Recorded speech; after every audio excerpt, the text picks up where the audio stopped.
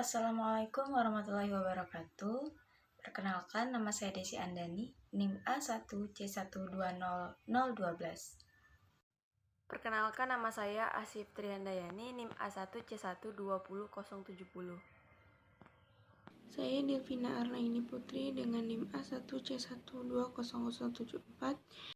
Baiklah, di sini kami akan menjelaskan tentang apa itu keindahan dan manusia dan beserta contohnya. Saya akan menjelaskan tentang manusia. Manusia atau orang dapat diartikan berbeda-beda dari segi biologis, rohani, dan istilah kebudayaan, atau secara campuran. Secara biologis, manusia diklasifikasikan sebagai Homo sapiens, atau bahasa Latin yang berarti manusia yang tahu. Sebuah spesies primata dari golongan mamalia yang dilengkapi otak berkemampuan tinggi. Dalam hal kerohanian, mereka dijelaskan menggunakan konsep jiwa yang bervariasi yang dalam agama dimengerti dalam hubungannya dengan kekuatan ketuhanan atau makhluk hidup. Dalam mitos, mereka juga seringkali dibandingkan dengan ras lain. Dalam antropologi kebudayaan, mereka dijelaskan berdasarkan penggunaan bahasanya, organisasi mereka dalam masyarakat majemuk, serta perkembangan teknologinya, dan terutama berdasarkan kemampuannya untuk membuat kelompok dalam lembaga untuk dukungan satu sama lain serta pertolongan. Penggolongan manusia yang paling utama adalah berdasarkan jenis kelamin. Secara alamiah, jenis kelamin seorang anak yang baru lahir entah laki-laki atau perempuan. Anak muda laki-laki dikenal sebagai putra dan laki-laki dewasa sebagai pria. Anak muda perempuan dikenal sebagai putri dan perempuan dewasa sebagai wanita. Penggolongan lainnya adalah berdasarkan usia, mulai dari janin, bayi, balita, anak-anak, remaja, akil balik, pemuda-pemudi, dewasa, dan orang tua. Contohnya yaitu satu dalam kehidupan bermasyarakat, yaitu gotong royong.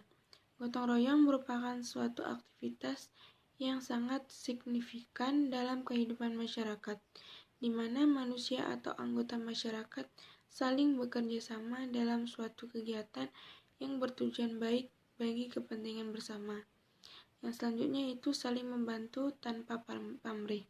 Sudah menjadi keharusannya untuk menjaga hubungan atau interaksi yang baik dengan anggota masyarakat yang lain. Salah satunya melalui kebiasaan saling membantu tanpa pamrih jika ada yang membutuhkan. Yang selanjutnya mengikuti kegiatan lingkungan masyarakat setempat. Selain gotong royong, dalam kehidupan masyarakat sering adanya kegiatan lain seperti PKK, perayaan hari kemerdekaan, dan lainnya. Yang selanjutnya yaitu berperilaku sopan santun. Di dalam lingkungan masyarakat, hidup sebagai makhluk sosial harus dapat mengendalikan diri sendiri, salah satunya dengan cara selalu berperilaku sopan dan santun dimanapun keberadaannya. Keindahan merupakan sifat dan ciri dari orang, hewan, objek, atau gagasan yang memberikan pengalaman atas persepsi kesenangan. Penafsiran keindahan sering melibatkan penafsiran yang seimbang dan selaras dengan alam, yang dapat menyebabkan perasaan daya tarik dan ketentraman. Sering dikatakan bahwa beauty is in the eye of the beholder, atau keindahan itu berada pada mata yang melihatnya. Contohnya, keelokan pada seorang wanita yang sering disebut cantik atau ayu, dan kerupawanan seorang pria yang sering disebut tampan atau ganteng. Persepsi atas kecantikan seorang wanita itu terdiri dari beberapa kombinasi, yaitu inner beauty dan outer beauty. Apa sih itu inner beauty? Inner beauty adalah kecantikan yang dilihat dari psikologis dari wanita tersebut, seperti halnya keanggunan, kesopanan, integritas, dan sebagainya. Sedangkan outer beauty adalah hal yang tampak secara fisik, seperti wajah yang muda, kulit yang halus, kulit yang putih, wajah yang simetris, dan sebagainya. Standar kecantikan atau ketampanan selalu berkembang berdasarkan apa yang dianggap suatu budaya tertentu sebagai berharga. Seperti halnya juga, lukisan sejarah memperlihatkan berbagai standar yang berbeda untuk keelokan manusia. Namun, manusia yang relatif muda dengan kulit halus, tubuh proporsional, dan fitur biasa secara tradisional dianggap paling elok sepanjang sejarah. Manusia dan keindahan memang tak bisa dipisahkan, sehingga kita perlu melestarikan bentuk dari keindahan yang telah dituangkan dalam berbagai bentuk kesenian, seperti seni rupa, seni suara, maupun seni pertunjukan, yang nantinya dapat menjadi bagian dari suatu kebudayaan.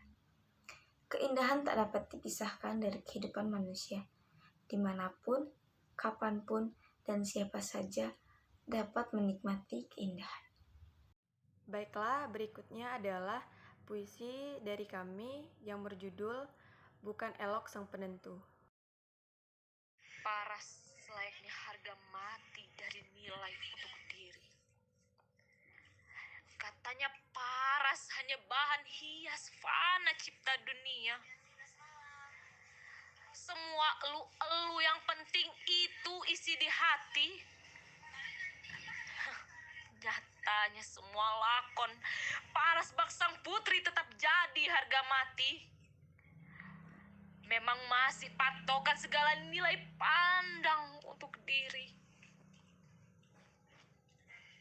Lalu tahu pengundang gelak dari nestapa ini. Apalagi Puan dan Nona. Tak ada lain di hadap pengukir semesta, semua sama eloknya. Layak semua usaha nilai pandang itu semu.